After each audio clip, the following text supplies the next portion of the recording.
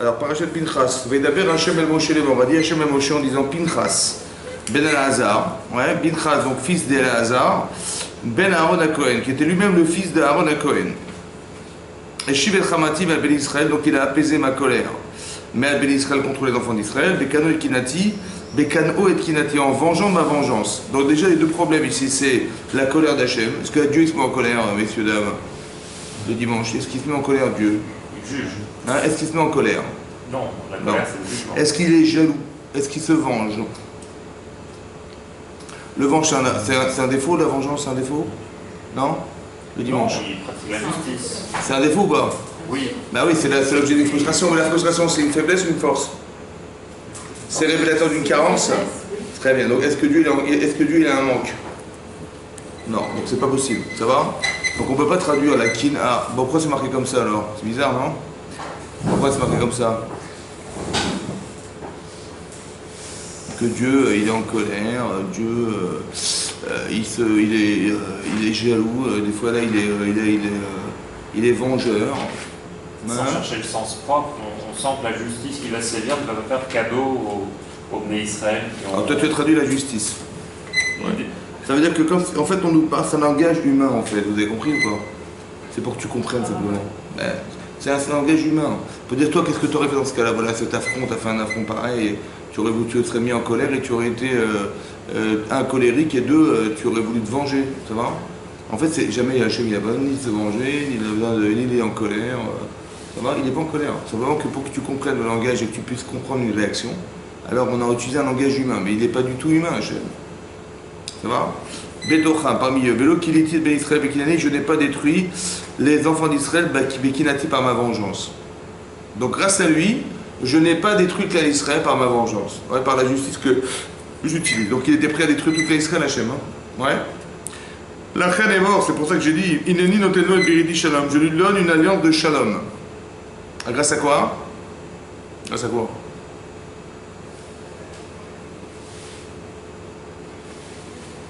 Pourquoi Hachem il est grâce au détournement de la colère d'Hachem par... Et grâce à quoi ça? Et grâce à quoi? Et pourquoi Hachem il s'est calmé? Entre guillemets, pourquoi? Parce qu'il a trouvé un autre... Bah, dans le texte c'est marqué quoi? Il n'est pas marqué qu'il il a tué, on sait, mais il est marqué Veshiv et Travail Ben Israël, Bekan et Kinati, Velo Kiliti Ben Israël. Il y a deux choses. Un, il a calmé le bon Dieu, et deux, il a arrêté l'épidémie. Oui. Oui ou non? Oui. Et c'est ça qui a fait qu'il a été gracié de la Kivunat Olam. Kivunat Olam, c'est-à-dire qu'il devient Kohen à tout jamais. C'est joli ou pas? Qu'est-ce que ça a à voir avec Brit Shalom? C'est un acte de Shalom. Il a une alliance de Shalom. Qu'est-ce qu'il a fait Qu'est-ce qu'il a fait Pinchas? Qu'est-ce qu'il a fait? Hein? Il a tué Zimri. Ben Salou, ouais, qui était un chef de la tribu de Shimon. Pourquoi? Pourquoi il l'a tué? Parce qu'il était quelqu'un. Quoi? Il a des honneurs au nom de Dieu. Qu'est-ce qu'il a fait comme faute, Zimri Ben Salou? Il a pris Hein? Il est allé avec une princesse moabite. Voilà. Donc ça veut dire que, dit la Gemara, il est venu voir Moshe Rabbeinu. Parce que qu'est-ce qui s'est passé en fait? Qu'est-ce qui s'est passé à l'origine dans la parashat qui précède? C'est marqué là-bas hein, que dans la parashat de Balak, que Bilam il n'a pas réussi à maudire le clan d'Israël. Impossible, ça ne passe pas. Alors il a fait quoi? La seule manière de pouvoir les maudire, c'est de les faire fauter. C'est bon? Qu'est-ce qu'il a fait? Donc il a demandé à Balak d'aller prostituer toutes les filles de Midian. Et Balak, il avait sa propre fille, et il a dit à sa fille, toi, il faut que tu te prostitues avec Moshe Rabbeinu. Ça va?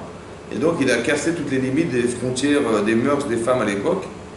Et c'était la seule manière qu'ils avaient. Donc qu'est-ce qu'il a fait? La Gemara en Sanhedrin explique là-bas que les Bnei Israël, ils adoraient le lin. Le lin, ouais, ce tissu, le lin. Et donc qu'est-ce qu'il a fait? Il a dit, ben, c'est ça, voilà, tu vas faire exactement ce que je vais te dire et ça va marcher. Il a dit voilà, tu vas placer des vieilles femmes devant un stand de lin. Ouais. Et les Israéliens ils vont voir une petite vieille, ils vont pas se méfier, ils vont aller là-bas, ils vont voir le lin, et puis ils vont dire, vous savez, bon moi je dois voir un tel prix, mais la petite jeune fille qui est derrière moi en mini-jupe là, elle les vend à moitié prix, tu vois. Il dit ah bon, ouais, tout ça, donc ils ont été voir, elle leur a proposé à boire du vin, etc. Et à l'époque le vin, on n'avait pas interdit de boire du vin, le vin était interdit par les Chachamim plus tard. Ouais. Mais il dit s'il avait été interdit, ils n'auraient jamais fauté. Mais ils ont bu du vin, ils se sont enivrés, et jusqu'au point où ils ont fait ce qu'ils ont fait, ils ont même fait Vodazara.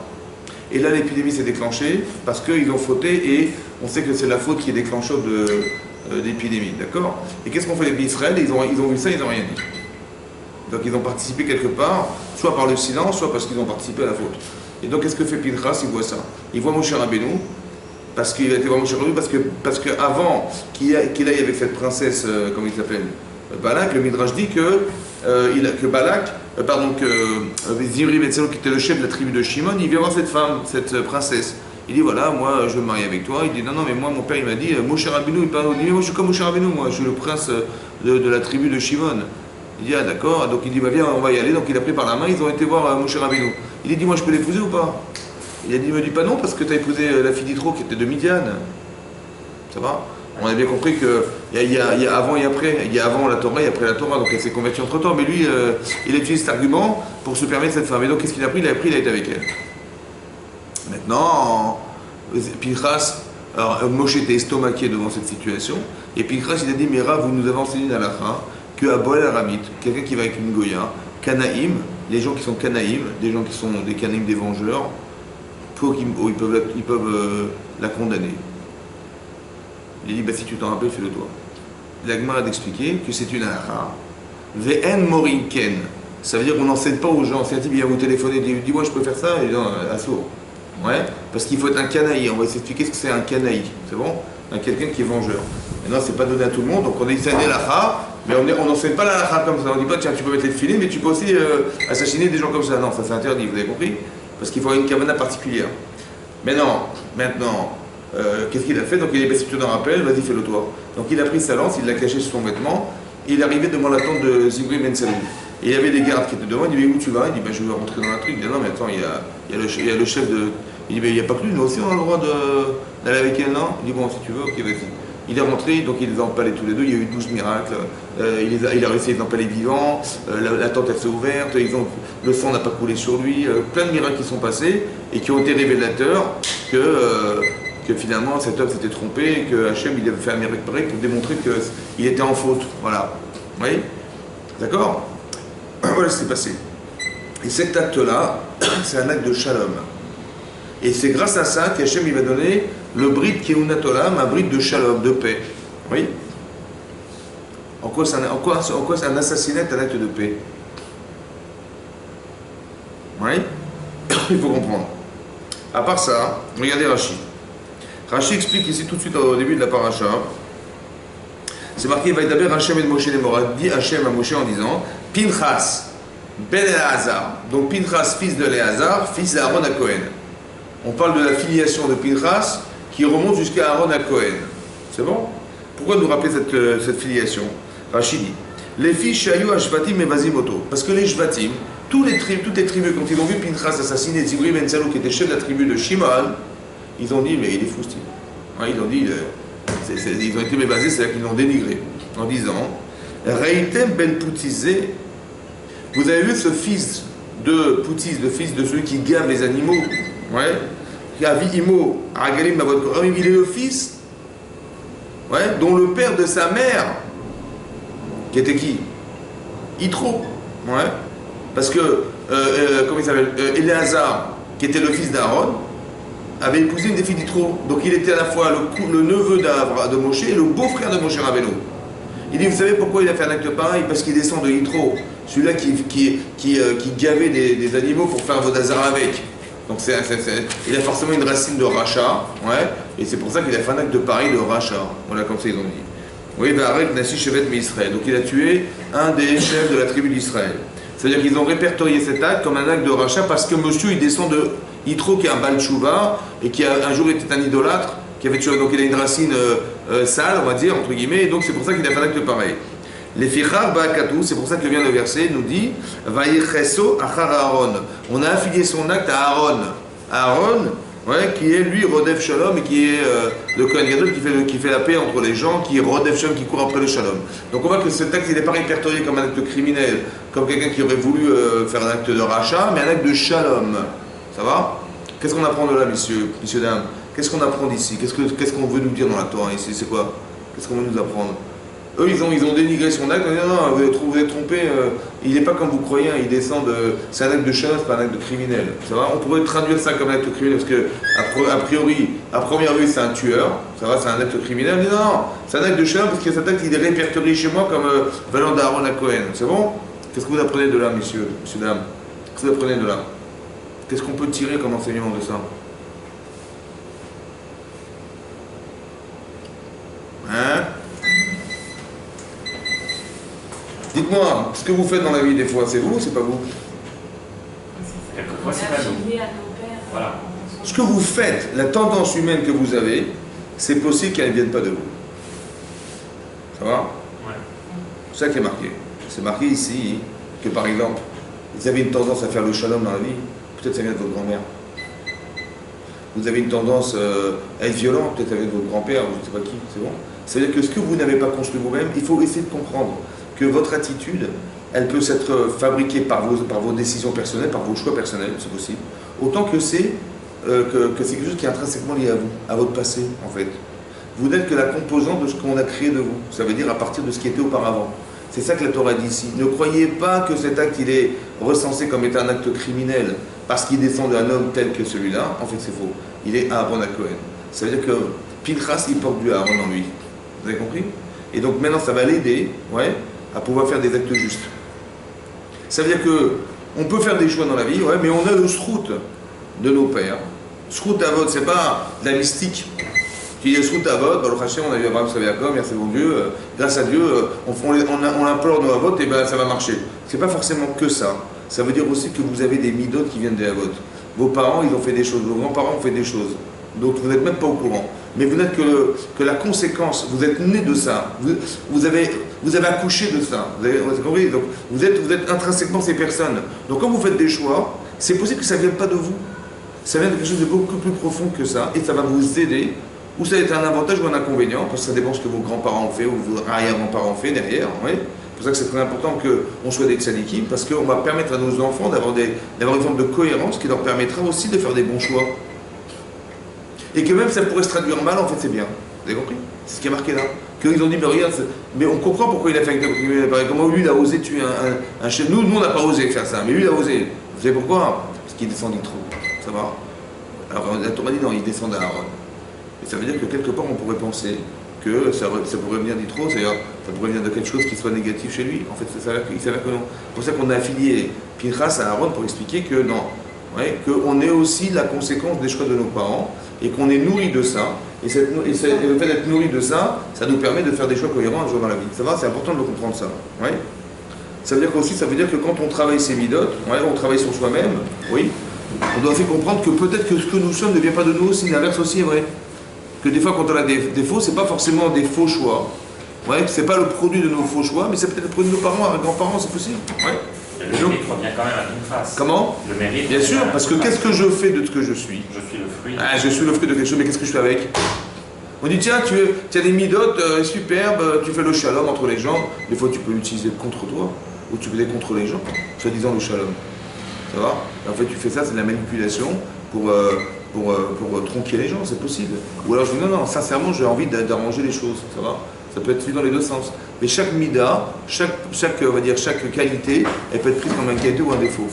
Ça va? Ça dépend si l'intention première qui articule cette volonté, elle est bonne ou pas. Ça va?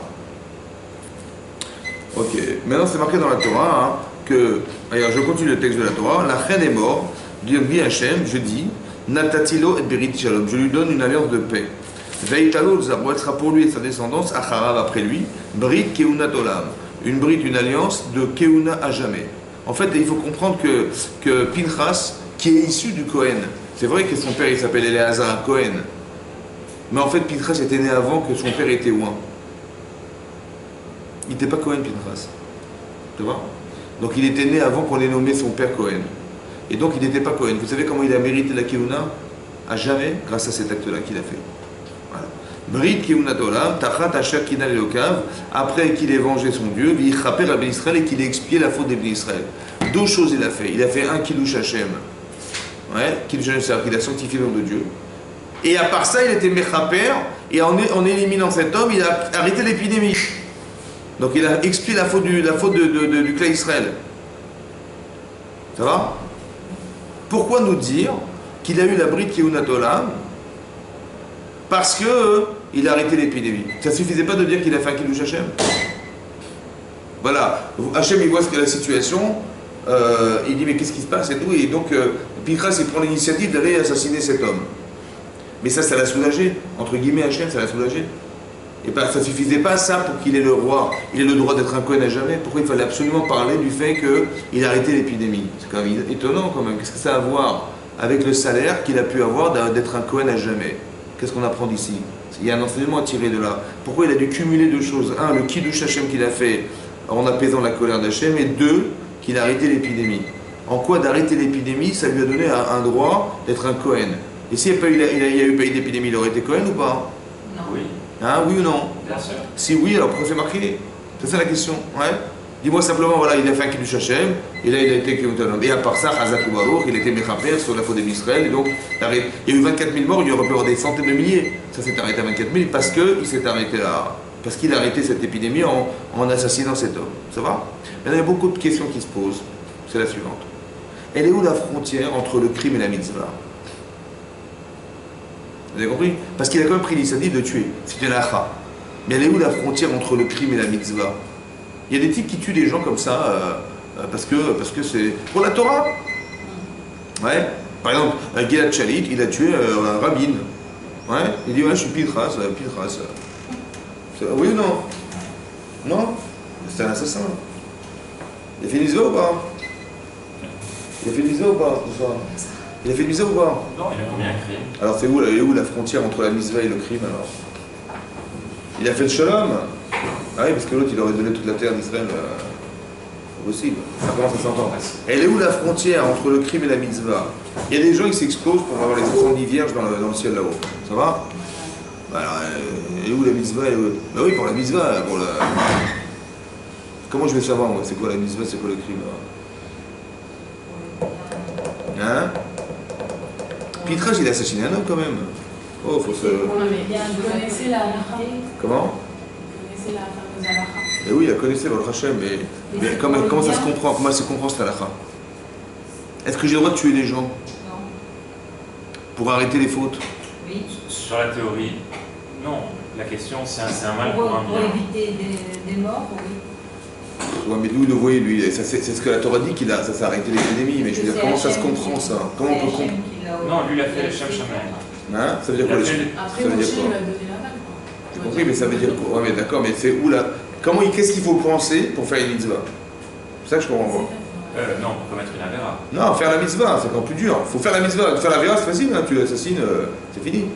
C'est comme chaque assassin qui tue quelqu'un pour des raisons X, Y, Z. Par exemple, il va dire, tiens, regarde, il y a cet abruti là, il a été pris une coin, il a été le tué. Ça aurait été une mitzvah, ça? Alors c'est quoi, comment ça se pense une mitzvah? Sur le long terme. Justement, il faut penser. Hein, tu dis les Shem Shamaim, mais il faut comprendre, c'est quoi les mots? Qu'est-ce que tu mets dedans pour dire que ça s'appelle les Shem Shamaim? Il est dit qu'il a sanctifié le nom d'Hachem. Ouais. Il a arrêté quelque chose qui était clairement contre Dieu. Hein? Au contraire. La copulation de Zimri et de la princesse. Ouais. Alors? La question, c'est pourquoi toi Tu vois, c'est tellement compliqué que les Bisseries ne l'ont pas compris. Ils ont dit, tu vois, ce type, comment il a assassiné il ne la connaissait pas la halakha, il la connaissait la halakha. Pourquoi c'est une halakha, mais on n'enseigne pas aux gens cette halakha? C'est simple, tu vois un truc comme ça, tu l'assassines, c'est terminé. Oui, non. Pourquoi c'est tellement compliqué? L'intention, mais c'est quoi qu'il faut avoir comme intention? C'est ça. Il faut faire le shalom. En quoi ce fait d'avoir assassiné cet homme, ça l'aide de shalom? Hein? Shalom, c'est quoi le shalom? Shalom, c'est la paix. La paix, ouais. Donc il a fait la paix, ouais. L'autre il est mort, il a fait la paix. Il est éliminé. Hein, buvez. Éliminé. Je suis sûr qu'il y a ça. Non, j'imagine que le shalom, c'est l'idée de shalom, non? C'est pas l'idée de plénitude. On a expliqué que le shalom, c'est par extrapolation le shalom, mais c'est l'extrapolation de l'ordre. Ouais, on avait expliqué que le shalom, c'est shalem, ça veut dire mettez les choses en ordre, et après vous vous sentez bien, vous vous sentez en paix. Soit un shalom, mettre de l'ordre intérieur, quand je suis désordonné, quand je suis bouleversé, je ne sais plus où mettre la tête, ben je suis pas bien. Ouais. Mais dès que je mets en place les choses s'organisent, là, tout à coup je me sens mieux. Ça va? Mais en fait, le shalom n'est que la paix, en fait, n'est que l'extrapolation de l'ordre. Par exemple, s'il y a du désordre dans un couple, alors on met de l'ordre. Ah, tout à coup ça va mieux. Quand il y a une guerre entre deux pays, on met de l'ordre. Ça veut dire on va définir des territoires et on les fait signer. Et quand c'est signé, ça y est, c'est décidé, on est en paix. Mais en vérité, ce n'est que l'extrapolation de l'ordre. Il fallait mettre de l'ordre et après on est serein, ça va? Mais la paix, c'est pas. Vous comprenez? La paix, c'est la résultante de quelque chose. Donc il a mis de l'ordre, on va dire. Il y a du désordre, il a mis de l'ordre. Mais comment il faut penser les choses pour que ce soit du shalom? Parce qu'eux, ils ont dit, mais c'est un criminel, il a fait la guerre. Là, il nous a mis en guerre, là, maintenant, parce que les gens vont vouloir se venger, les gens de la tribu de Shimon vont vouloir se venger parce qu'on a tué leur ministre, leur chef. Vous avez compris? C'est un acte de conflit, c'est pas un acte de paix, ça. Mais non, c'est paix, vous savez pourquoi? Parce qu'il descend d'Aaron. En quoi ça explique? En quoi ça m'explique que c'est un acte de paix? Il rétablit l'ordre des descendants d'Aaron et qui sont différents des autres. Les descendants d'Aaron? La paix, c'est quoi la paix ici? La paix, c'est qu'il a rétabli le shalom avec Hachem. Oui, mais non? c'était perdu à cause de cette faute. Il n'y avait plus d'ordre, puisqu'il n'y avait plus de... Oui, j'ai compris. Mais maintenant, le shalom, c'est que maintenant, Hachem, il est rassuré, on va dire, entre guillemets, shalom, c'est Eshivet Ramati, et à part ça, l'épidémie s'est arrêtée. Donc c'est ça le shalom, c'est pas extrapolation ça. Mais juste comprendre quel kavana il faut dans les mitzvot pour faire un acte pareil. S'il avait tué comme pour des raisons extérieures, il aurait été. S'il avait tué pour qu'on ait sa photo dans le journal, ça aurait été un criminel. S'il avait tué pour des raisons politiques, ça aurait été un criminel. Vous avez compris? Elle est où la frontière? Pour ça, c'est une halakha très compliquée. Ça va? C'est pas donner à n'importe qui de faire une chose pareille. Les types, ils se baladent avec des ceintures, ils rentrent dans des bus, ils explosent. Ils sont courageux. Mais en fait, ils sont bêtes. Ils ne sont pas courageux. Ils sont bêtes. Parce que leur vie, elle vaut quoi, leur vie? Est-il qui tient à sa vie? Ou c'est que s'il disparaît, ça va créer de la peine et les gens sont bouleversés ou bien désemparés. Il va se tuer, le type? Non. Donc sa vie, si elle ne vaut pas grand-chose, il va se tuer. Mais si elle vaut grand-chose, il a un problème. Donc il va éviter de le faire, oui ou non? Donc celui qui le fait, c'est que ça ne vaut rien, sa vie ne vaut rien. Mais là, elle vaut quelque chose, sa vie ou pas? Mais c'est un des chefs de la tribu de Shimon. Oui, elle vaut. Ah, elle vaut quelque chose, la vie du chef de tribu de Shimon, vous avez compris ou pas? C'est ça le problème, mais c'est comment ça se réfléchit, ça. Je vous en prie, faites comme chez moi. Vous avez compris? Comment ça se réfléchit? C'est important qu'on leur pose la question, parce qu'il y a des gens qui vont voir la Torah et vont dire, tiens, moi aussi je suis un pinchas. Ah oui, voilà. Hein? Être le bras armé de Dieu, c'est une facilité aujourd'hui d'une certaine forme d'islam. Chez nous, c'est étranger, on est étranger à ça. Donc. Le bras armé de Dieu, il n'y a eu que des guerres qui ont été demandées par Hachem, qui ont été menées par... Et encore, il faut savoir comment on fait la guerre, hein. C'est pas évident. Hein. Si le type il fait parce qu'il ne peut pas supporter les autres, c'est pas sûr que c'est une mitzvah. Hein. C'est alimenté par quelque chose qui est d'ordre politique ou d'ordre racial ou je sais pas quoi, c'est pas une mitzvah ça. C'est pas du shalom, on fait pas le shalom. Parce que je supporte pas l'autre, je l'élimine en fait quelque part, vous avez compris, c'est un problème. Il faut surtout pas que Zimri Ben Salou il soit éliminé par Pinchas. Vous avez compris, c'est ça le problème. Et comment je le pense, comment ça se réfléchit ça? C'est pas évident, c'est un acte de shalom. D'ailleurs, il pense certainement pas à Zimri. Hein? Quand il fait l'acte, il pense certainement peut-être pas à tuer Zimri, il pense à... Il le tue quand même, et s'il ne pense pas, Oui, il y a un mais il problème. pense à ce qu'il fait pour le cas Israël aussi, à la mitzvah, à ce qu'il fait pour... Mais c'est quoi la mitzvah? C'est la question. Ah, c'est la question. C'est quoi la mitzvah? Alors on va réfléchir. C'est marqué dans la Torah, dans Parashat Acharemot. C'est marqué là-bas un principe. Vachai ba'em. Vachai ba'em. Vous vivrez avec elle. On parle des mitzvot. Ça va? Par exemple, si quelqu'un il tombe malade, gravement malade pendant Shabbat, et on est très alerté parce qu'il risque de partir, qu'est-ce qu'on fait? Hein? Comment? On transgresse Shabbat ou pas? Bien sûr. Très bien. Maintenant, c'est grave de transgresser Shabbat? Non. C'est pas grave. Non, en général. Oubliez ce terme. Ah oui, oui, oui. C'est grave ou c'est très grave? Oui. Ou c'est très très grave? Très très grave. Maintenant, moi, je vais transgresser Shabbat pour lui. Ah bon? C'est normal ça? Mais qu'il se débrouille. Moi, je vais mourir pour lui. La Torah dit d'où je me permets de faire une chose pareille, moi, de faire une avéra pour le faire vivre. D'où ça sort ça. C'est marqué Vachai Bahem. Dans la Torah, c'est marqué tu vivras par elle. La Gemara dit tu vivras par elle, mais tu ne mourras pas par elle. C'est pas parce que je vais transgresser la Shabbat que je vais mourir. Non. Alors je vais transgresser Shabbat pour ne pas mourir. Ça va? Mais s'il n'y a pas marqué dans la Torah, j'aurais jamais imaginé une chose pareille. Mais c'est marqué tu vis des mitzvot, mais tu ne meurs pas à cause des mitzvot. C'est bon? Par exemple, la Gemara dans Yuma dit là-bas, c'est une Mishnah. La Mishnah dit comme ça. Imaginez-vous un type, il est tombé, il se balade dans la rue et il y a un mur qui lui est tombé dessus. Un mur carrément. Donc il est sous les gravats, sous un mur. Des pierres. La Mishnah dit comme ça. La Mishnah, elle dit s'il est vivant, il est encore vivant, on le voit, il respire ou il parle, alors on est Mechal Shabbat, on enlève les pierres. Et s'il est mort, on laisse les pierres. On attend Motsei Shabbat pour enlever les pierres. On ne peut pas être Mechal Shabbat pour un mort. Ça va? Alors, on entend, voilà, il crie ou il ne crie pas, il ne bouge plus, on a mis un truc à l'appareil, il ne respire plus. On n'est pas Mechal Shabbat. Ça va? La Gemara dit, mais Pshita, c'est évident que s'il est vivant, on le sauve. Parce que c'est marqué Vachai Bahem. La Mishnah, la Gemara dit, non. Il va vivre Chayesha. Ça veut dire, si je le laisse comme ça, il va mourir instantanément. Et si j'enlève la pierre, il va vivre 2 minutes. Est-ce que je le sauve ou pas? La Mishnah dit oui. Qu'est-ce que c'est 2 minutes de vie? Toi, tu vas être Mechalel Shabbat pour lui donner 2 minutes. Ça va? Comme ça, la Mishnah, qu'est-ce que ça veut dire? Pourquoi je le prends? Le type, il est dans le coma, carrément. Hein? Il peut faire une teshuva. Il peut faire une teshuva en 2 minutes. Hein? Il peut faire une teshuva. Alors, le Meiri dit comme toi. Le Meiri dit là-bas qu'il peut faire teshuva. C'est grand, hein? Hein? Non, c'est parce qu'il est devant moi, c'est pour ça. Le Meiri dit comme ça, il peut faire teshuva. Maintenant, le Mishnah Bora, il ramène là-bas, dans le Biur Halacha, le Mishnah Bora, il dit, et si c'est un enfant de 3 mois, il n'a aucune conscience des mitzvot, zéro. Oui. Tu le sauves ou pas? Oui. Yves. Oui, tu sais. Alors, tu vois que c'est pas, ça ne dépend pas des mitzvot, ça ne dépend pas de la tchouva. Vivre. Non, la vie, C'est le c'est principe C'est la vie, la vie. la vie. Mais en quel contenu il y a dans cette vie? Pas grand-chose, mais ça doit vivre. Ça va? Toi, tu mettras le Shabbat pour ça. Vachai Bahem.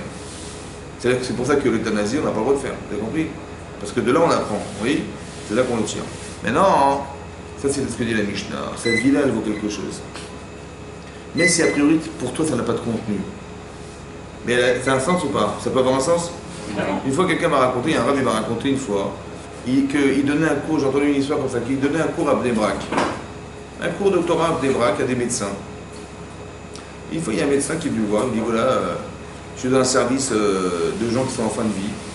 Et j'étais dans les couloirs, et je me promenais dans les couloirs, et j'entendais un type, il criait de souffrance, de douleur. Et j'ai dit, mais c'est quoi ce truc et tout? Et je passe, et ça me ressasse dans la tête, qu'est-ce qu'on fait, qu'est-ce qui se passe et tout. Et qu'est-ce qu'il a dit? Mais c'est ça, il souffre, il va mourir à quoi ça sert de le laisser vivre dans la souffrance? Ouais. Qu'est-ce qu'il a fait discrètement? Il a débranché la machine. Il est mort, après il a rebranché comme de rien n'était. Il a dit, je vais sauver sa vie, la souffrance pourquoi? Ouais. Il l'a tué quoi. Après, il a dit au Rav, il a dit, vous savez quoi? Le soir même, j'étais dormir et j'ai rêvé. Il est venu me voir. Il est en train de m'étrangler. Et il m'a dit, mais pourquoi tu as débranché la machine? Cette souffrance-là que j'avais, elle venait réparer mes fautes. Elle était bénéfique, elle devait réparer mes fautes. Et maintenant que tu as débranché, je suis en train de errer dans les cieux là-haut. Il dit, voilà, maintenant qu'il le cauchemar s'arrête là. Il dit, qu'est-ce que je fais, Rav? Il a dit, écoute, dorénavant, quand tu feras des mitzvot, tu feras pour l'élévation de l'âme de cette personne. Que moi, ça peut l'aider à alimenter son srout de Olam Haba. Ça va? Vous avez vu quelques heures de souffrance? Vous avez compris? Il a débranché la machine. Ça veut dire qu'il a empêché que lui, peut-être que lui, intérieurement, inconsciemment, il faisait teshuva peut-être, ou il faisait quelque chose qui est réparateur de sa faute. Ça va? Que la souffrance, il se voyait peut-être tellement mourir qu'il a dit il faut que je me débarrasse de tout. Seulement comme il a débranché la machine, c'était fini. Ça va? Quelqu'un qui est dans le coma, c'est connu que les gens qui sont dans le coma, ils sont encore conscients. Vous avez compris? Ils ne sont pas suffisamment conscients pour me répondre, mais ils sont conscients, ils vous racontent, oui, je me rappelle, tu es venu me voir, tu étais là, je le savais. Des gens, des témoignages, clairs, ouais. Mais ça veut dire que vous avez compris qu'on ne se rend pas compte de ce que veut dire une mille de vie, quoi. Voilà. Maintenant, tout ça, pour dire quoi? Pour dire que il y a une mitzvah de Vachai Bahem, on doit vivre avec et pas mourir avec. Dit la Gemara dans Sanhedrin, elle dit comme ça. Il y a 3 exceptions à cette règle. C'est que si quelqu'un il dit, un goy il va dire à un juif, écoute, ou tu pratiques la vodazara ou je te tue.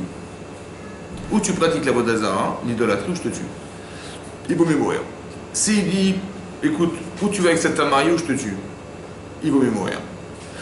Ou alors, si, ou tu tues ce type-là ou je te tue. Voilà, je te donne un pistolet, je te mets un pistolet sur la tente et je te mets un pistolet dans la main. Écoute, si tu bouges, je te tue. D'accord? Maintenant, tue ce juif ou je te tue. Qu'est-ce qu'on fait? Alors là, il vaut mieux mourir que de le tuer. Ça va? Pourquoi il vaut mieux mourir que de le tuer? Après, on doit vivre des mitzvot, on ne meurt pas des mitzvot. On ne meurt pas des mitzvot. Maintenant, il y a une interdiction de tuer la personne. Mais moi, j'ai envie de vivre, donc je vais transgresser cette interdiction pour vivre. On dit non, tu ne peux pas ça. Pourquoi? L'Agma, l'Obsachim me dit pourquoi? Parce que c'est une idée, c'est une svara. Pourquoi Hachem accepterait qu'on transgresse la Torah pour vivre? Parce que la vie est plus importante que la mitzvah. La mitzvah permet de grandir avec, mais la vie, c'est l'essentiel de ma vie. Vous avez compris? Comme fait que la mitzvah est un moyen d'accéder à la vie. Vous voyez, futur. Mais c'est qu'un moyen d'accéder. Mais ma vie est potentiellement plus importante parce qu'elle me permet d'atteindre quelque chose. Ça va? Donc je ne suis pas tributaire de la mitzvah dans ce cadre-là. Mais non, moi, je n'ai pas envie de mourir. Et donc je vais transgresser la Torah pour vivre. Mais transgresser quelle Torah? La Torah de tuer l'autre, mais l'autre aussi a envie de vivre. Donc la question est se poser de savoir qui c'est qui mérite plus de vivre. Et ça, j'en sais rien. La Gemara dit Miyomar, qui te dit que ton sang il est plus riche que l'autre? C'est-à-dire, qui te dit que toi tu mérites plus de vivre que l'autre? T'en sais rien. Dans ces j'en sais rien, qu'est-ce qui se passe? Hachem il est d'accord qu'on transgresse la Torah pour vivre. Mais est-ce qu'il est d'accord qu'il y ait mort d'homme plus la verra pour vivre? Non. Parce que si je le tue, il y aurait eu mort d'homme et il y aurait eu Avera. Qu'est-ce qu'on a gagné? Il y a eu Avera plus mort d'homme. On était d'accord qu'on transgresse la Torah pour vivre, mais pas pour que ça meure. Donc qu'est-ce qu'il vaut mieux? Il vaut mieux qu'il y ait mort d'homme sans Avera, sans faute, qu'il y ait mort d'homme plus sa faute. Alors il vaut mieux se laisser mourir. Ça c'est diagnostic. Il vaut mieux se laisser mourir qu'il y ait eu mort d'homme sans Avera, qu'il y ait mort d'homme plus Avera. Vous avez compris? Ça c'est la Gemara dit. Maintenant, si vous voyez quelqu'un qui court après quelqu'un d'autre avec un couteau, il veut le tuer. Qu'est-ce que vous faites? De quel droit? Parce qu'il avait l'intention de le tuer. Hein? Il avait l'intention. Attendez, je vous explique. Moi, est-ce que j'ai le droit de tuer pour vivre? Non. Non. Est-ce que j'ai le droit de tuer pour faire vivre? Oui. Et de quel droit? C'est quoi la différence? Moi, j'ai pas le droit de tuer pour vivre, alors que chez qui j'ai le droit de tuer pour faire vivre? Moi, c'est pas ma vie, c'est la sienne. C'est pareil. De quel droit je vais priver la vie de quelqu'un pour faire que l'autre vive?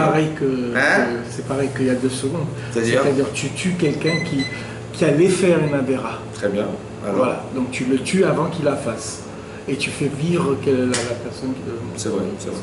C'est-à-dire que dit comme ça. La Gemara dit, en vérité, Razak. Donc 2 bonnes réponses de livre. De bons points. De bons points. Attends, je vais voir ce que je vais dire.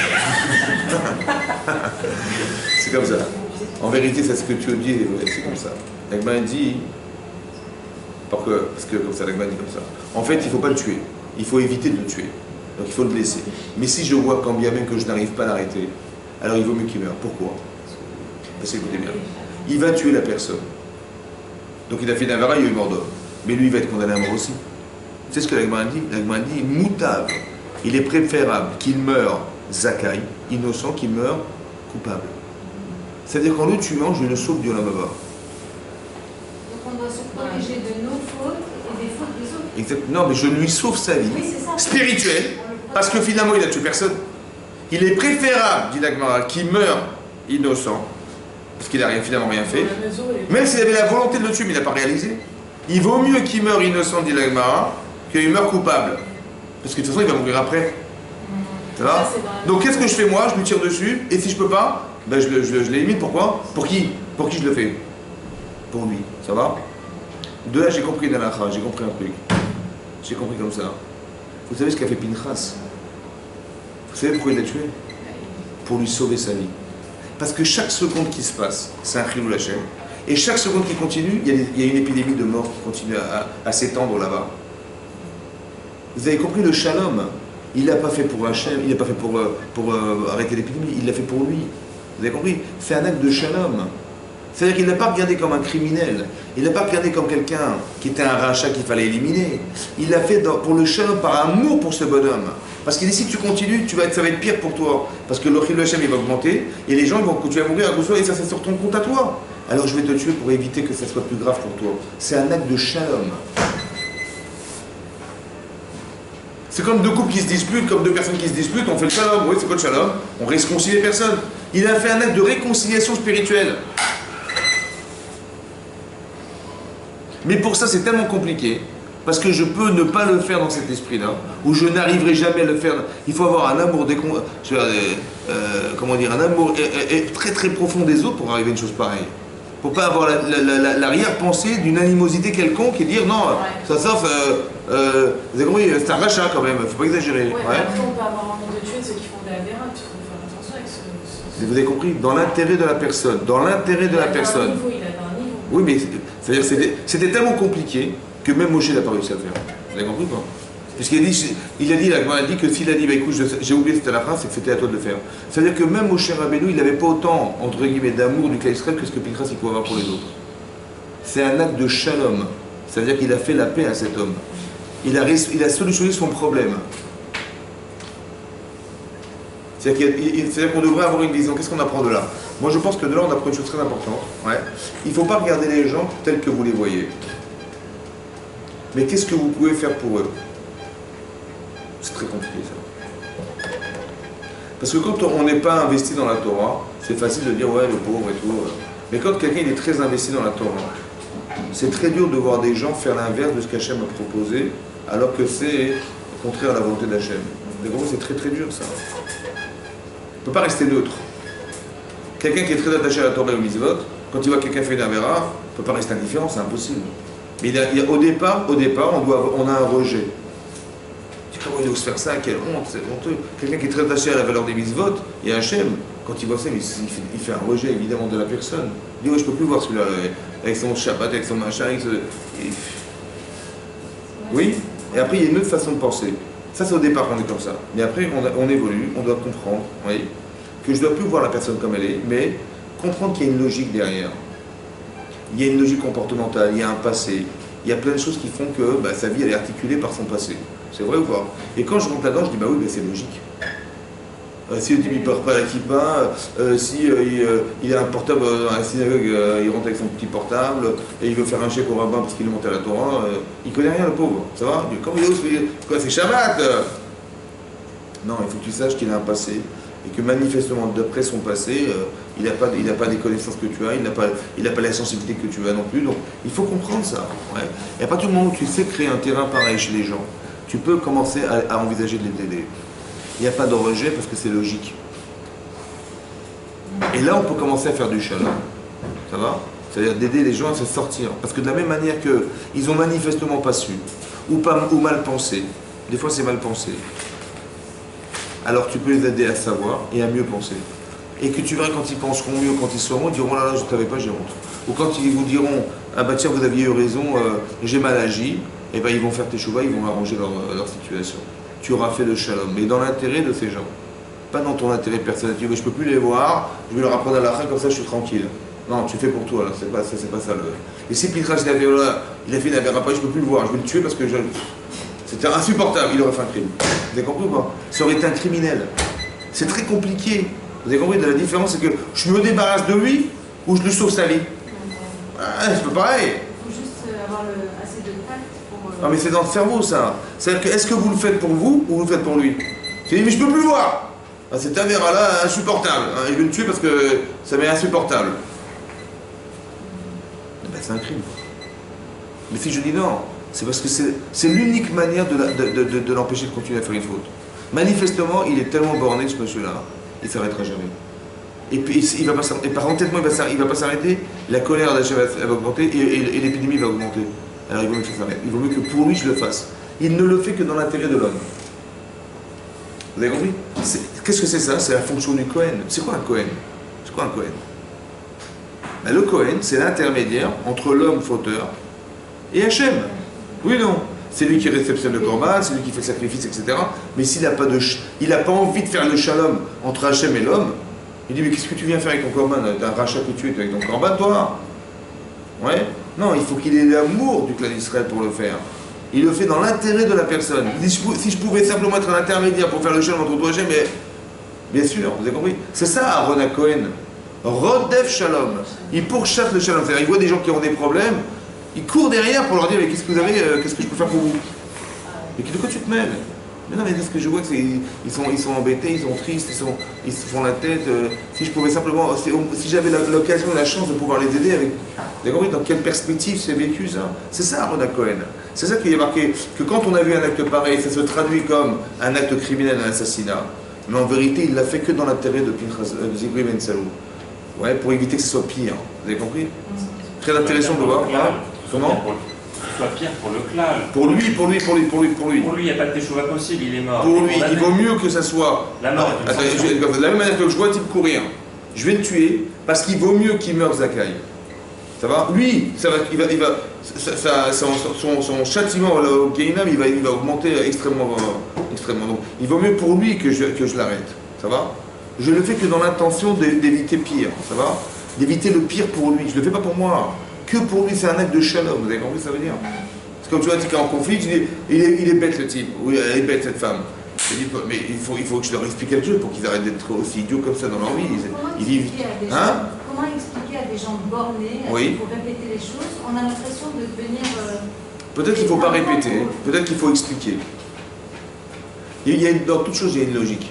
Si vous êtes logique, les gens ne peuvent pas occulter la logique, c'est impossible.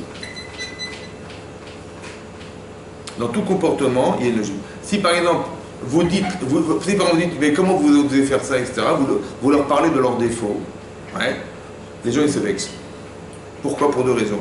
Pour deux raisons ils se vexent. Un, parce qu'ils le savent. Et deux, parce que vous leur faites savoir, sans proposer de solution, ce qu'ils savaient déjà. Alors il vaut mieux se taire. Donc ils vont se braquer, ils ne vont pas vous écouter. Vous avez compris? En fait, c'est une agression. Quand je dis à quelqu'un, mais comment tu fais ça, t'es bête ou quoi? Mais c'est une agression. Donc personne n'est à se braquer, évidemment. Comment il faut faire? Ouais. Moi, je ne sais pas le faire. C'est pour ça que Cette semaine, j'étais très gênée parce que j'étais à un mariage. Ouais. Ça manquait beaucoup de tignout, j'étais vraiment mal à l'aise. Mais j'ai compris, mais ça c'est la première phase de la teshuva. Là, vous êtes en décalage. Ça veut dire que vous avez fait teshuva. Non, mais c'est comme ça. Il y a comme un paradoxe entre ce que vous ressentez et de ce que vous voyez. Ça vous rend malade. Après, il y a un autre passage qui est se dire, de toute façon, la fille, qu'est-ce qu'elle connaît, la pauvre? Ça va? Vous avez déjà évolué en pensant comme ça, en vous disant, de toute façon, la fille, elle est pas pudique, elle est pas machin, mais c'est logique. Moi, j'ai été dans des cours, elle n'a jamais été dans des cours. Moi, j'ai des parents qui sont comme ça, elle les a pas forcément, ces parents-là, etc. Vous avez compris? Elle n'a pas vécu, cette éducation. Il y a des filles qui habitent, depuis qu'elle est petite, là, elle est en dos nu, depuis qu'elle a des manches comme ça. Elle a grandi comme ça, donc elle n'est pas choquée. Mais ça fait partie de son éducation ou pas? Donc ça vous choque maintenant ou pas? Ben non, c'est logique. Donc quand vous savez que c'est logique, vous dites, bah la pauvre, ça va, qu'est-ce que je pourrais faire pour l'aider à être une femme pudique? Et là déjà ça change, vous avez compris? Vous n'êtes pas dans le contraste de l'image qui vous dérange. C'est comme les Israéliens, ils vont voir Pinchas assassiner Zikri Ben Salou, ils disent, mais c'est un criminel. Parce que l'image que ça renvoie, c'est un crime. Je dis, mais pourquoi tu regardes ça comme un crime? Essayez de comprendre qu'il y en a, il y a des intentions, il y a peut-être d'autres choses. Et c'est souvent ça l'amalgame qui se crée chez nous, c'est qu'on juge souvent ce qu'on voit, sans juger que ça peut peut-être se lire autrement. Ça va? Il faut apprendre à voir autrement. C'est ça que j'explique. Il faut apprendre à respecter les gens au point de se dire, les pauvres, ils ne savaient pas. Les pauvres, ils ont mal été éduqués. Les pauvres, ils n'ont pas étudié la Torah. J'ai de la peine pour eux. J'ai de la peine pour eux. C'est vraiment ce que je ressens du temps. Et s'ils le savent, alors c'est autre chose. Après, même s'ils le savent, je dis, s'ils sont rachats, peut-être j'ai une mitzvah, si je suis capable, ouais, de leur expliquer en quoi c'est mieux d'être une femme pudique que d'être une femme pas pudique. Ça va? Parce qu'une femme, en vérité, elle développe chez nous une valeur qui est la pudeur. Les hommes n'ont pas de pudeur. Les hommes sont violents, les hommes sont cruels, les hommes sont virils, les hommes sont... Et des gens qui font des assassinats, des cruautés incroyables. Une femme ne peut pas faire ça. Ça va? Donc je devrais m'inspirer des femmes pour pouvoir faire ça. Mais si une femme est un homme, elle perd cette valeur a disparu. Oui. Quand vous voyez on entend tous les jours des choses à la télé ou à la radio ou machin, vous entendez des informations, c'est une horreur. Mais c'est des hommes qui pratiquent ce genre de choses, pas des femmes. On ne voit pas des femmes qui sont là avec des casques et des machins vont braquer les banques, ça n'existe pas ça. Les femmes disent tiens on va faire la guerre, allez, ça n'existe pas, c'est pas un langage féminin, c'est pas une étude féminine. On devrait s'inspirer de ça peut-être, non? Mais si une femme elle se comporte comme un homme, alors cette pudeur elle a disparu, donc après de quoi on va s'inspirer, vous avez compris? Donc il faut qu'elle conserve ces valeurs-là évidemment. Donc quand c'est logique, ça peut s'entendre. Après les gens ils commencent à comprendre, ah oui c'est vrai effectivement, j'ai honte, je me suis trompé. Et là on peut commencer à entamer une teshuva. Ça veut dire, une remise en question et qui permet d'équilibrer les choses. On fait le shalom chez les gens, vous avez compris? C'est ça l'important, c'est ça l'important. Comme je vous ai expliqué une fois, j'ai dit, on avait dit une fois que quand Moshe Rabbeinu, c'est la semaine prochaine, la paracha de Matot, il va voir et donc Hachem a demandé à ce qu'on envoie des soldats pour aller faire la guerre contre Midian. Parce qu'avec tout ce qu'ils ont fait, il fallait... et qu'est-ce qu'ils ont fait? Donc ils ont été faire la guerre, ils ont ramené les femmes avec qui ils avaient eu des rapports. Bon, et Moshe voit ça, il s'est mis en colère. Il dit, vous avez fait vivre, vous allez laisser vivre ces femmes-là alors que vous avez fauté avec. Genre, ils ont ramené les femmes dans le camp, quoi, un pénard. Et ça l'a mis en colère, Moshe Rabbeinu. C'est une des fois où il s'est mis en colère. Ça va? Et tout à coup, la Torah dit que Éléazar, qui était le fils d'Aaron, c'est lui qui a enseigné la halachot, les lois de la cachérisation des ustensiles. Parce qu'ils sont revenus avec du butin. Ils ont des casseroles, des marmites, des poêles. Et donc, elles n'étaient pas cachères. Parce qu'ils ne mangeaient pas cachères. Il fallait les cachériser. Alors, à la Torah, Éléazar, il a dit, voilà, je vais vous enseigner la halakha. Tout ce qui passe par le feu, directement, c'est par le feu. Et s'il passait par l'eau, ben, c'est par l'eau. Quand on fait des pâtes pas cachères, ben, il faut mettre dans l'eau bouillante. Et si c'est fait des grillades, il n'y a pas d'eau, il faut directement dans le feu. Ça va pour extraire ce qui n'est pas cachère. Parce que quand on ne fait pas cachère, on mange de la nourriture pas cachère et cuite, bouillie, et ben, elle pénètre dans la marmite. Alors comment je la sors? Ben, je la sors avec les éléments qui l'ont permis de pénétrer. Alors si c'est de l'eau, ben, c'est de l'eau, c'est du feu. Ça va? C'est la faute, qu'est-ce qu'ils a dit? C'est qui a dit c'est la faute? C'est pas Moshe Rabbeinu, hein? C'est Éléazar HaKohen. Mais pourquoi c'est pas Moshe Rabbeinu? C'est lui qui enseigne la Torah, c'est pas Éléazar HaKohen qui enseigne ces genres de loi. Alors Rachid là-bas il dit que Baliklal Kaas, comme il s'est mis en colère, alors il s'est trompé, alors il a oublié la halachot de... C'est la halachot qu'il a oublié. Ça va? Très bien. Pourquoi il a oublié ces halachot là?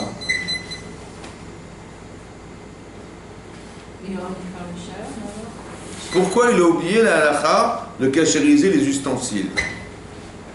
Parce qu'il est pas en colère. Pourquoi c'est halakha là, il n'a pas oublié la halakha de Shabbat, la halakha de Yerubin, la halakha de je sais pas quoi. Pourquoi la halakha de Filin? Et la halakha de Agalat Kelim, la halakha de cachériser les ustensiles.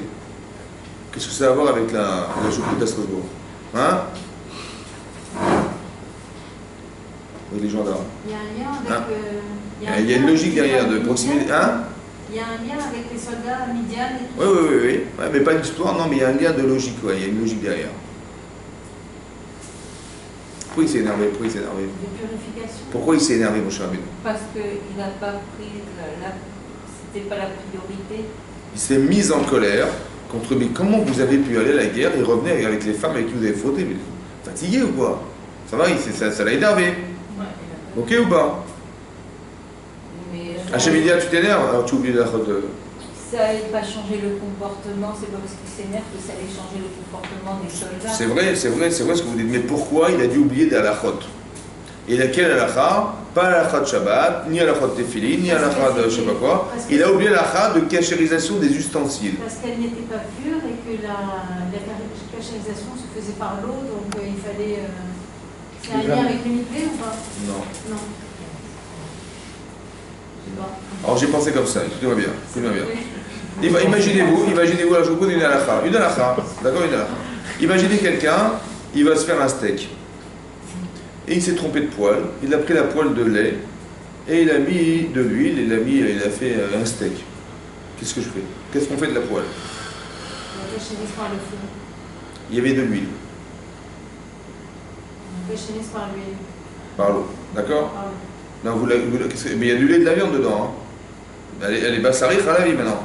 Donc elle est complètement tarif, la poêle. Qu'est-ce qu'on fait? Est-ce que je la jette? Oui. Hein? Est-ce que je jette la poêle? Ou je cachérise la poêle? On va la cachériser. Très bien. Qu'est-ce qu'il faut faire pour la cachériser?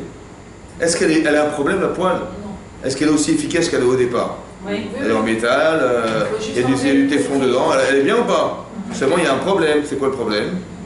C'est ce qu'elle contient qui est problématique. Donc qu'est-ce que je dois faire? Je la jette? Mais non, elle est très bien. Qu'est-ce que je dois faire? Je dois extraire ce qui n'est pas bien. Vous avez compris ou pas? Vous avez compris ou pas? Vous avez compris ou pas? Est-ce que je m'énerve contre la poêle? Non. Ou j'essaie d'extraire ce qui ne va pas? Il ne fallait pas s'énerver contre eux. Il fallait simplement extraire ce qui n'allait pas. Ils avaient une serment des femmes. Ok? Ben explique-leur que ça se fait pas. Ça va? Mais pourquoi tu t'énerves? Si tu t'énerves, c'est que tu jettes la poêle. Ah, tu veux de la poêle, c'est que tu n'as pas compris que c'est pas ce qu'ils ont fait qui est grave, c'est ce qu'ils ont pensé qui est grave. Donc il fallait que toi tu cachérisses la pensée. Et tu t'énerves, ça veut dire que tu crois que c'est pas possible. Mais c'est oui possible. Vous avez compris ce que ça veut dire ça? C'est pour ça qu'il a oublié la kéchérisation des kélim. Parce qu'il faut que tu saches comprendre que tu dois. La poêle n'a pas de problème, c'est ce qui est dedans qui a le problème. Donc essaie de sortir ce qui ne va pas. Essaie d'extraire de leur tête ce qui les amène à fauter. Et quand tu l'auras fait, tu verras que c'est des gens très bien. C'est pas forcément des gens bien, mais c'est pas non plus des gens bons. Ça va? C'est très important de bien faire la nuance. Et donc d'extraire ce qui est mauvais, c'est ça qu'il faut. Rappelez-vous toujours de ça, c'est ça faire le shalom. Faire le shalom, c'est que la personne elle est tzadikim. Il n'y a que des tzadikim sur la terre. Le problème, c'est qu'ils ont mal pensé. Alors ils sont devenus des richaïs. Mais on n'est pas rachat. On pense rachat. On n'est pas rachat. Même si un type, il est. Vous dites, mais ce type-là, c'est un coléreux, c'est un machin, il pense qu'à lui. Ben, c'est une façon de penser. Que de croire que tout me revient. C'est que la façon de penser qui fait devenir rachat. Mais il n'est pas rachat, en fait. C'est qu'il pense mal ou il pense par intérêt. Et bien, montre-lui que par intérêt, ça va pas. Ça va? Si la personne le tue. Comment? Et bien, trouve des moyens. Par exemple, je vous donne un exemple très simple, vous allez comprendre. Caïn, il va tuer Evel. Ça va? Regardez dans le texte. Ouvrez la page. Vous allez comprendre ce qui se passe. Ça, ce que je vais vous dire là, c'est ce qui se passe dans la vie de tous les jours.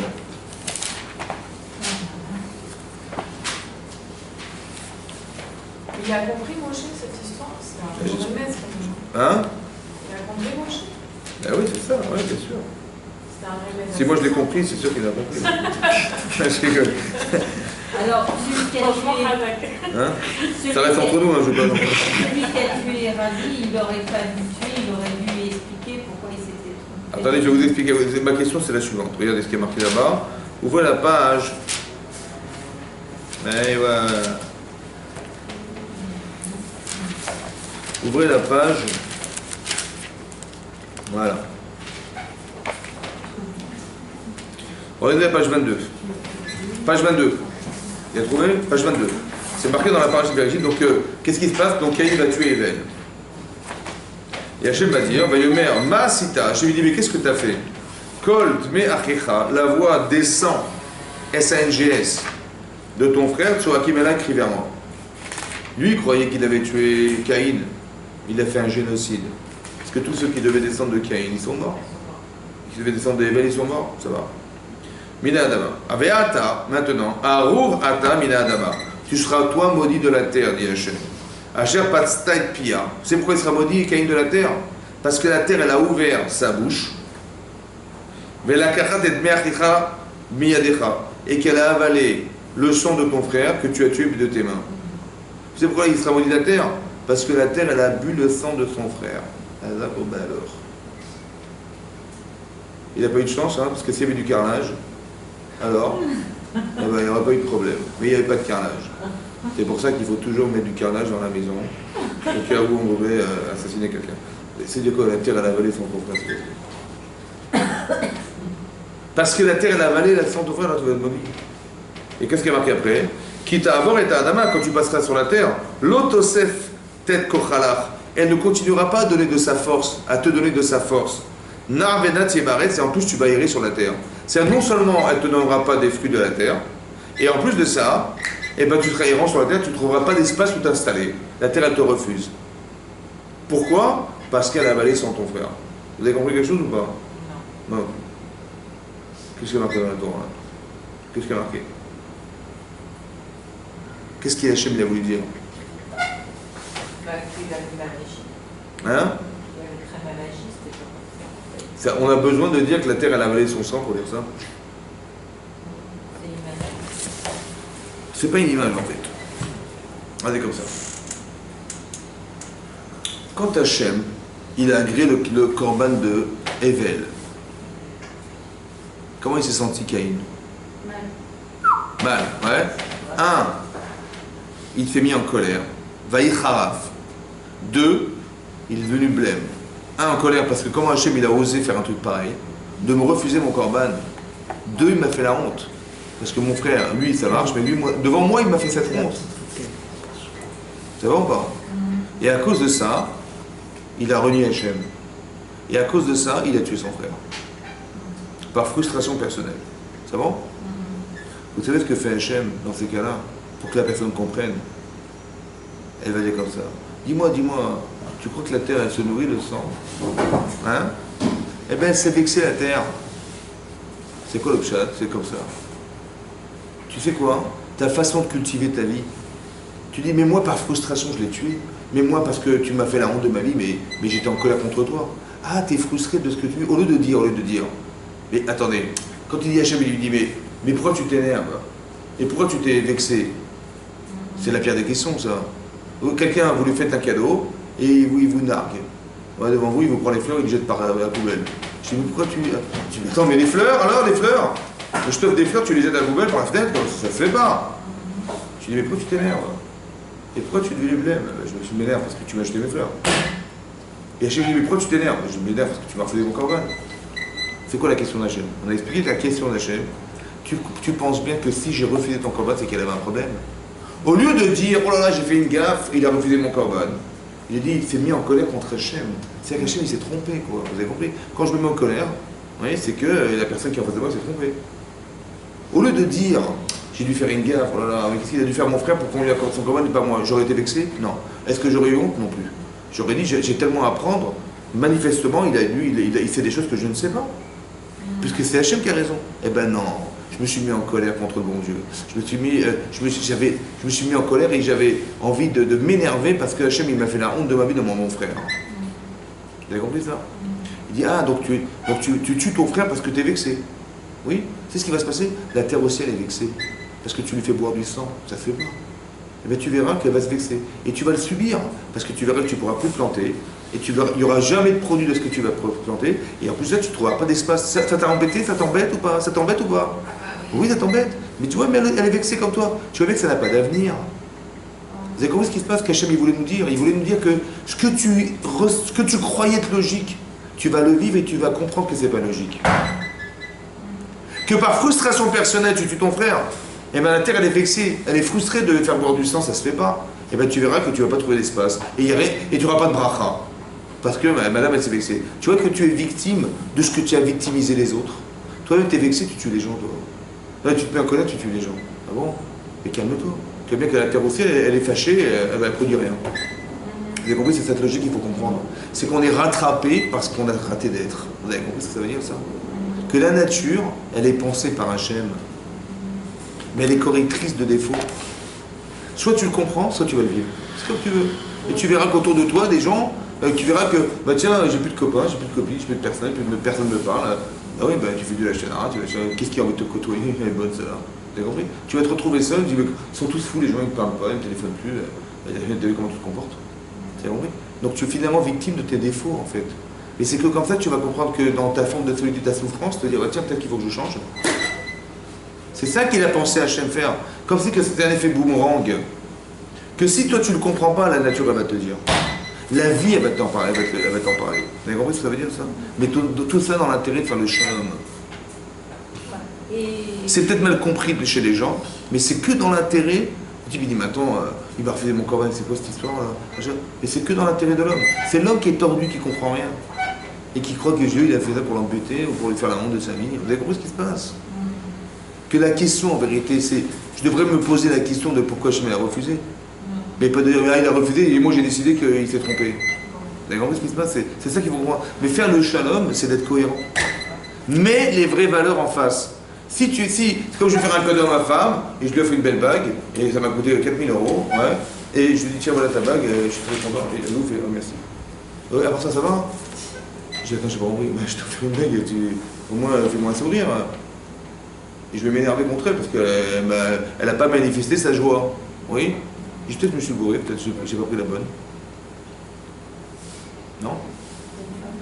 Peut-être, non? Ben, si elle n'est pas contente, au lieu de dire, ah maintenant, 3 000 €, ça me coûte. Moi j'ai pas envie de me payer une bague, moi je me mets pas des solitaires dans les doigts, moi. Mais je te fais plaisir, hein, fais-moi plaisir. Ben non, elle m'a fait plaisir, elle est méchante. Ouais, elle est méchante. Oui, ou bien non, ou bien, hein, peut-être que tu n'as pas bien compris ce qu'elle voulait. Ça m'a envie. Tu dis, mais Dieu m'a refusé mon corban, quelle honte, purée, devant mon frère m'a fait ça, quelle honte, mais je vais m'énerver. Mais je t'ai pas compris, c'est le bon Dieu quand même. Quand Hachem dit pourquoi tu t'énerves, Il faut que tu comprennes que c'est moi qui ai refusé. Tu t'énerves contre moi, mais tu rigoles ou quoi? Mais c'est moi le bon Dieu, oh. Tu as compris? Au lieu de dire, oh là là, j'ai dû faire une gaffe, mais le bon Dieu il est au-dessus. Comme si il était ou égal ou au-dessus de Dieu, tu vois, et lui il était en colère contre le bon Dieu, quoi. Ça va la tête? Il faut juste que tu comprennes il faut mettre le shalom dans ton cerveau, que Hachem est au-dessus de tout, hein, faut pas exagérer. Donc, quand tu vois ça, ta femme, si elle n'est pas contente, c'est que tu lèves, tu dis, bah ouais, j'ai dû faire une guerre, j'ai du mal choisir la bague, elle n'est pas contente, je vais l'échanger tout de suite. Mais c'est pas de sa faute, c'est toi qui as mal choisi, vous avez compris? C'est pas de la faute du bon Dieu, c'est ta faute à toi. Si tu n'as pas amené ce qu'il fallait comme corban, bah Dieu il va pas l'accepter. Ah, il a refusé parce qu'il doit tout accepter, bon Dieu, ah ouais, ah bon, depuis quand?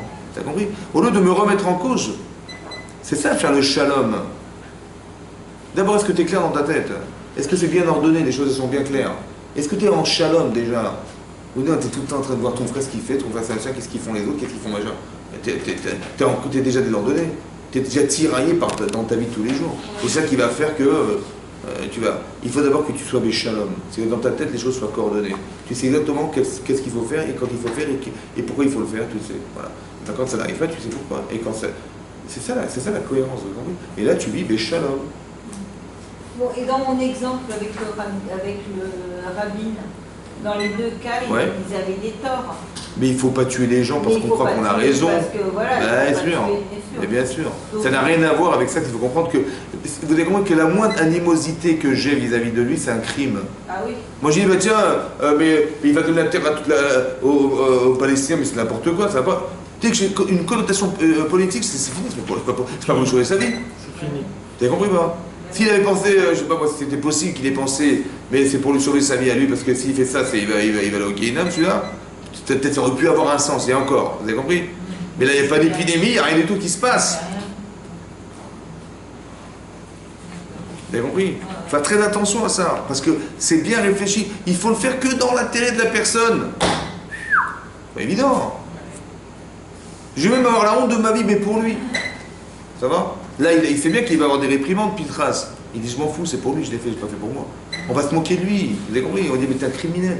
Il le sait que ça va se passer comme ça. Ça pourrait le freiner ou pas? Ben non. Que l'amour de l'autre, il est plus fort que ça. La joie que peut lui procurer, le bonheur qu'il procure à l'autre est plus fort que sa honte à lui. Et oui, ça c'est un tzaddik, ça. C'est ça le brit shalom. Et bien ça mérite un brit shalom à jamais. Ça va? Parce que les gens ont compris qu'ils s'étaient trompés. Donc l'épidémie va s'arrêter. Et à part ça, il a sauvé cet homme de la pire des sentences qu'il pouvait lui arriver. Est-ce qu'il était obligé d'en arriver à le tuer? Comment? Pas de choix. Attendez, je vous explique un truc juste avant que je finisse. Est-ce qu'Hachem il a pardonné la faute du veau d'or? Oui. Mais ça, 24 000 morts, c'est plus que la faute du veau d'or. Pas encore. Vous avez compris que cette faute-là, elle est pire que la faute du veau d'or. Ouais. C'est énorme. On dit que la faute du veau d'or, c'est ce qui a été l'événement qui a permis le principe de Teshuvah.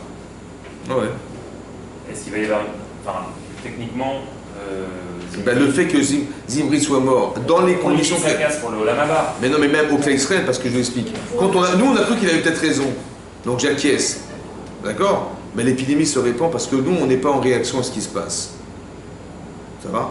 Maintenant, le fait qu'on ait vu qu'il y a eu des miracles, que la tente s'est ouverte, qu'ils ont été empilés tous les deux dans un truc, on a vu que c'était Hachem, c'est pas possible autrement. Donc on a compris qu'on avait eu tort de croire.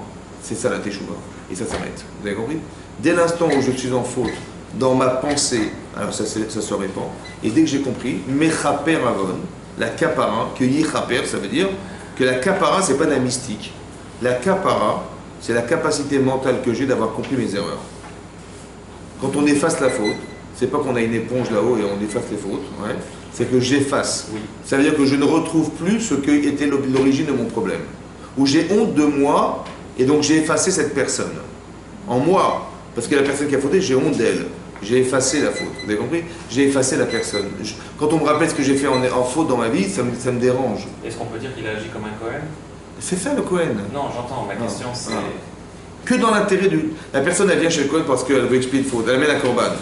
Le Cohen, il est... Est-ce que Zimri peut être considéré comme un corban? C'est-à-dire quoi un corban? Oui, il est devenu un corban, on va dire entre guillemets.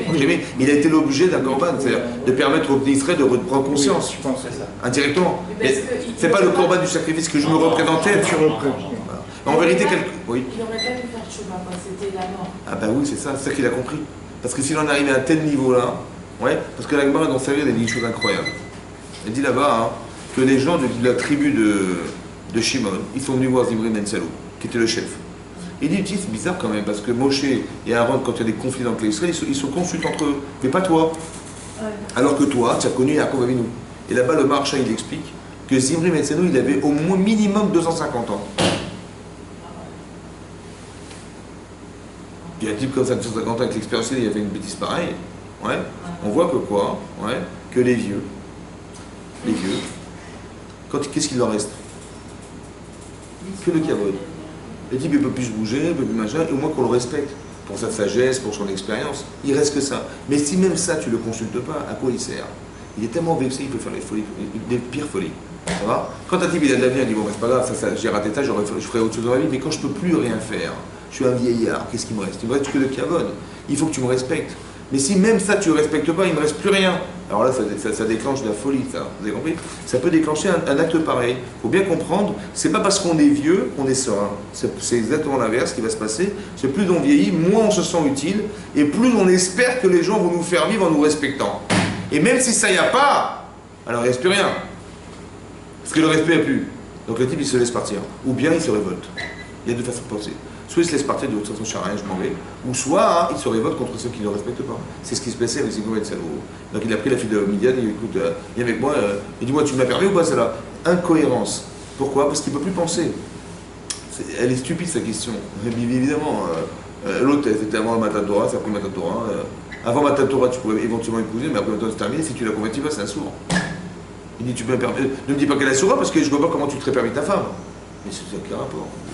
Mais c'est par folie qu'il n'arrive pas à raisonner. Mais c'est tellement frustré qu'on ne le consulte pas, monsieur. Vous avez compris, c'est un problème de midote. Mais a priori, il arrive à un tel niveau, parce qu'il a été avec une femme goya comme ça, dans ces conditions pareilles, c'est un chil Hachem démentiel. Ouais. Et ça, si on arrive à ce niveau-là d'inconscience, c'est ça qu'il a jugé. Mais ça, on ne peut pas le juger soi-même. Il faut être un sadique de folie pour arriver à ça, vous avez compris? C'est une halakha, mais el morinken. Très important de comprendre ça. On ne fait pas justice soi-même. Ça va? Et si ça a pu se faire, c'est que dans des conditions exceptionnelles comme ça-là. Mais c'est que dans l'intérêt de celui qui part. Pas dans le on va se débarrasser de lui. Vous avez compris? Allez vous débarrasser de lui. Non. C'est dans l'intérêt d'éviter que ça soit pire. Pour lui. C'est ça qu'il faut comprendre. Mais ça, il faut faire un acte de shalom pour la personne qui part. Pas l'inverse. Et celui qui le pense dans l'intérêt personnel, la moindre poussière d'intérêt personnel, ça tient. Vous avez compris? Chazak ou Baruch, messieurs, dames. Merci.